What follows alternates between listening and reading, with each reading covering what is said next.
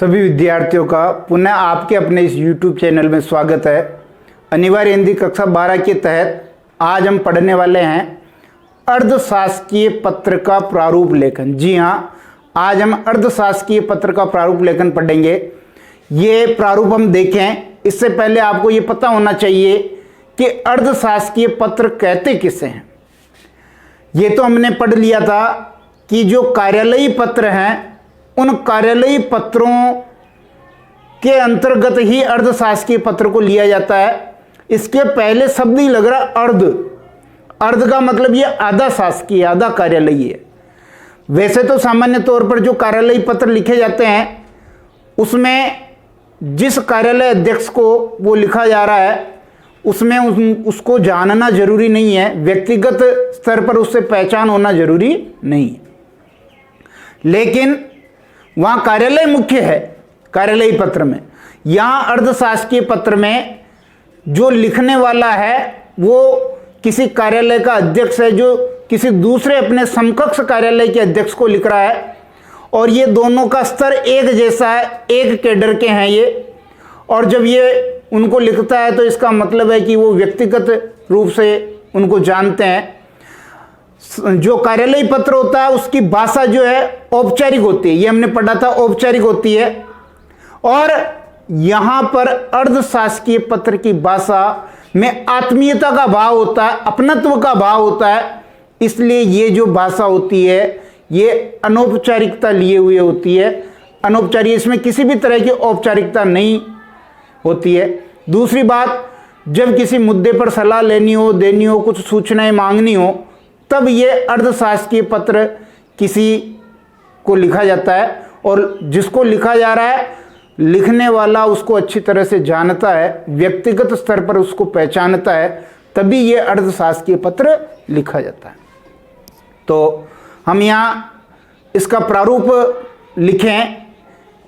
आप अंत तक ये वीडियो देखिए, और जब ये ब्लैक बोर्ड पूरा भर जाएगा तब मैं थोड़ी देर के लिए अलग हो जाऊंगा, आप बाद में इसका स्क्रीनशॉट भी ले सकते हैं। तो देखिए, अर्धशासकीय पत्र की हम बात कर रहे हैं।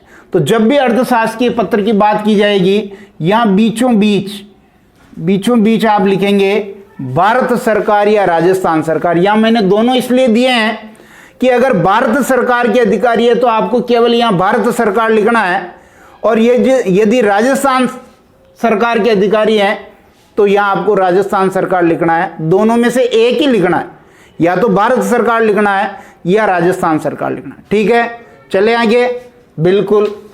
अब आप आ जाइए आपके लेफ्ट हैंड साइड की तरफ। लेफ्ट हैंड साइड की तरफ जब आएंगे तो आप यहां लिखेंगे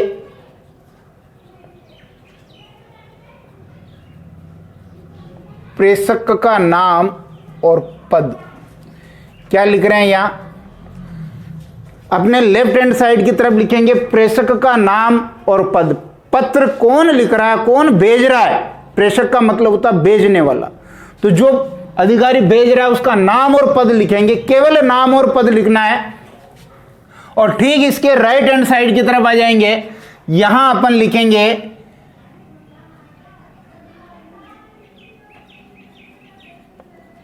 प्रेषक के कार्यालय का नाम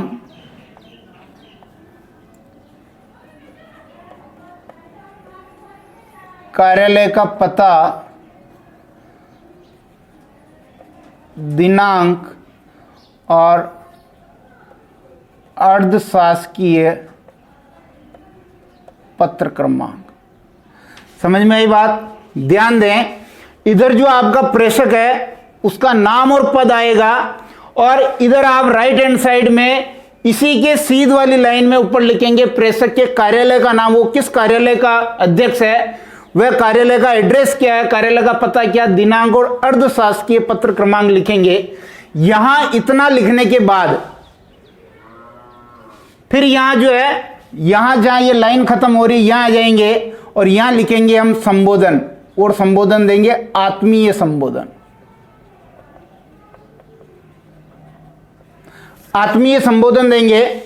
आत्मीय संबोधन में आप क्या क्या देंगे जो यही लिखना है, आप दे सकते हैं आत्मीय संबोधन में प्रिय श्री, प्रिय श्री, आदरणीय श्री, इस प्रकार का जो है आप यहाँ आत्मीय संबोधन दे सकते हैं। प्रिय श्री, आदरणीय श्री, ये यहाँ पर आत्मीय संबोधन हो गया। जब आप आत्मीय संबोधन दे देंगे उसके बाद ये जो बीच वाला भाग है ये मैं लिख देता हूं, पत्र का मध्य भाग। ये पत्र का मध्य भाग है और इस पत्र के मध्य भाग में जो भी विषय वस्तु है, मुद्दा है,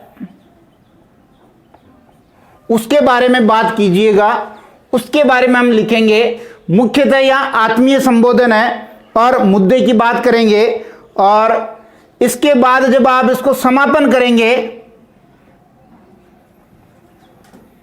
समापन जब करेंगे तो इसको व्यक्तिगत स्पर्श,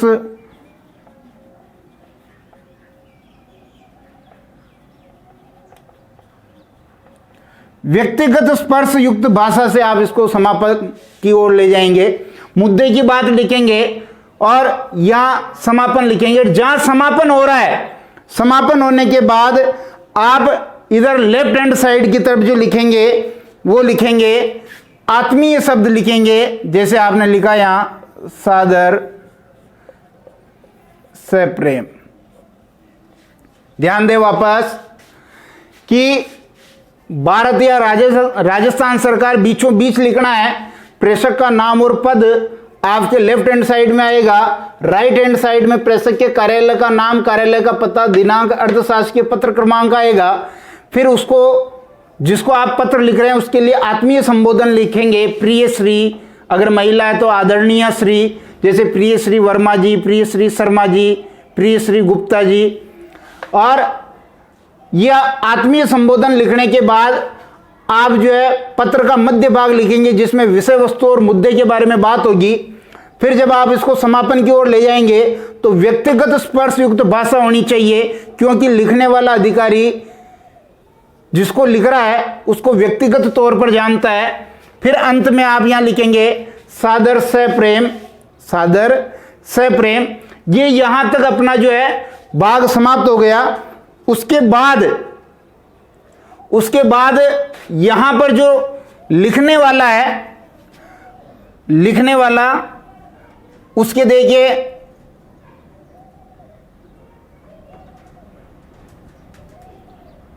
एक तो हस्ताक्षर हो जाएंगे यहां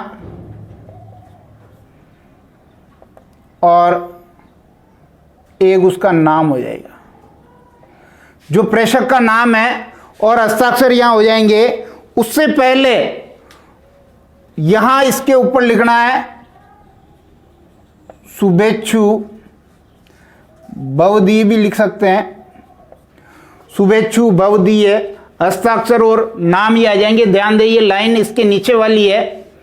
इसके बाद जो है इस लाइन में यहां लिखेंगे प्रेषिती का नाम, पद, कार्यालय का नाम, पता। क्या लिखेंगे इधर ध्यान दें, प्रेषिती का नाम लिखेंगे, उसका पद लिखेंगे, उसके कार्यालय का नाम लिखेंगे और पता लिखेंगे। और इस प्रकार ये आपका जो है अर्धशासकीय पत्र आपका कंप्लीट हो जाएगा। ध्यान दें, इसको अच्छी तरह समझें कि भारत सरकार, राजस्थान सरकार बीच में लिखना है। आपके लेफ्ट हैंड साइड में इधर की लाइनों में प्रेषक का नाम और पद लिखना है और ये जो लाइन आएगी इसी की सीध में राइट हैंड साइड में प्रेषक के कार्यालय का नाम, कार्यालय का पता, दिनांक और अर्धशासकीय पत्र क्रमांक लिखना है। फिर वापस आ जाइए आप, ये जहां लाइन समाप्त हो रही थी ठीक उसके नीचे वाली लाइन में आत्मीय संबोधन लिखेंगे। जैसे प्रिय श्री वर्मा जी, आदरणीय वर्मा जी, आदरणीय शर्मा जी। पुरुष है महिला है उस हिसाब से आप संबोधन कर सकते हैं। फिर यहाँ जिस लाइन में ये आपने संबोधन दे दिया उसके ठीक नीचे से पत्र का मध्य भाग शुरू होगा।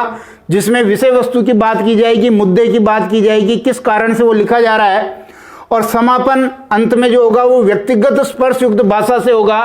जैसे मान लो कोई अधिकारी लिख रहा है, वो कहेगा कि जब भी मैं जयपुर आऊँगा तब आपसे मुलाकात करूँगा, तब मिलकर बात करेंगे। तो ये इस प्रकार की व्यक्तिगत स्पर्श युक्त भाषा हो। अंत में वो इन शब्दों का प्रयोग करेगा, सादर से प्रेम। और जहां ये पंक्तियां समाप्त हो रही है उसके ठीक इधर आप लिखेंगे शुभेच्छु या भवदीय, हस्ताक्षर और नाम। फिर आ जाइए आप वापस लेफ्ट हैंड साइड में, जहां पर प्रेषिति यानी पाने वाले का, प्रेषिति का क्या मतलब है, जिसको पत्र लिखा जा रहा है, जो प्राप्त करता है, प्रेषिति का नाम, पद, उसके कार्यालय का नाम और पता, ये यहां पर आ जाएगा। इस प्रकार ये अपना जो एक फॉर्मेट है, प्रारूप है अर्थशास्त्रीय पत्र लेखन का, ये हमने यहाँ पूर्ण किया।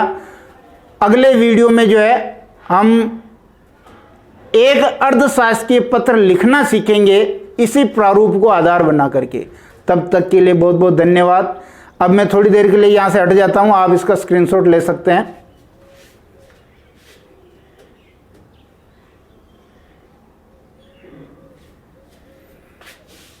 ठीक है, अगली कक्षा के लिए तैयार रहिए। और यदि आप हमारे इस चैनल पर नए हैं तो तुरंत इस चैनल को सब्सक्राइब कर लीजिए। सारे वीडियो, सारे पाठ्यक्रम को यहाँ जो है पूरा करवाया जा रहा है। धन्यवाद।